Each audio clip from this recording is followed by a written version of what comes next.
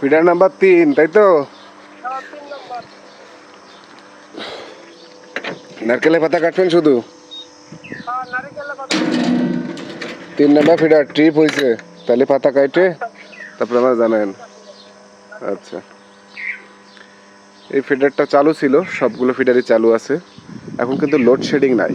আর এই ফিডারটা এই মুহূর্তে বন্ধ করা হলো এই লাইনের আওতায়। আমাদের লেবাররা গাছ কাটতেছে লাইনের পাশে, তো ওরা সেকশন বন্ধ করে নিয়েছে, কিন্তু ওইখানে একটা খুঁটিতে একটু ঝামেলা আছে ব্যাকবোন লাইনের, 5 মিনিট লাগবে তার জন্য।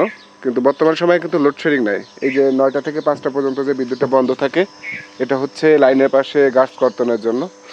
এই গাছ কর্তনটা খুব বেশি দিন সময় লাগবে না, হয়তো 15 দিন 1 মাসের ভিতরে আমাদের শেষ হয়ে যাবে। তারপরে কিন্তু আপনারা আবার নিরবিচ্ছিন্ন বিদ্যুৎ সেবা পাবেন।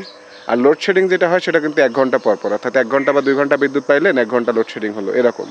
তো বর্তমান সময়ে লোডশেডিং নাই, যেটা হচ্ছে লাইনের কাজের জন্য, নিজেদের নিরাপত্তায়, পাশাপাশি প্রাকৃতিক দুর্যোগ, আর হচ্ছে লাইনের পাশে গাছপালা কর্তন, মেনটেনেন্স কাজ, বিভিন্ন রকম কাজের জন্য নিরাপত্তায় লাইন বন্ধ করা হয়। তাছাড়া কিন্তু এই মুহূর্তে কোথাও কোনো প্রকার লোডশেডিং নাই। যতটুকু যা হয় টেকনিক্যাল সমস্যা, প্রাকৃতিক দুর্যোগ, আর বিশেষ করে এখন তো প্রাকৃতিক দুর্যোগ খুব বেশি, প্রতিদিনই ঝড় বৃষ্টি হচ্ছে। তো ঝড় বৃষ্টি যখন হয় লাইনের উপরে কোথাও কোনো কিছু পড়ে, তখন আমাদের এখানে যে এসিআরটা আছে, এসিআরটা অটোমেটিক ট্রিপ করে, ফিডার বন্ধ হয়ে যায়।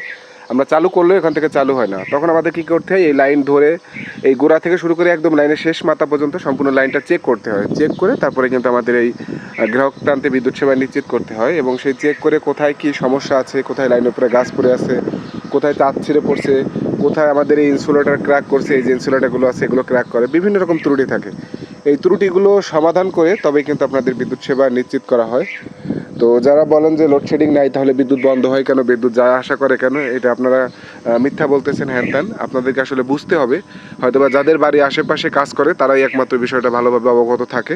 তাছাড়া বাকিরা ভুল বোঝে যে বিদ্যুৎ বন্ধ করে দিয়ে এরা তামাশা করতেছে, এই সেই হ্যান ত্যান। তো ভুল ভ্রান্তি থেকে আপনারা দূর হয়ে বেরিয়ে আসুন, সঠিক তথ্য জানুন, এবং জরুরি বিদ্যুৎ সেবা 24 ফেসবুক পেজের সঙ্গেই থাকুন। ধন্যবাদ সবাইকে, আসসালামু আলাইকুম।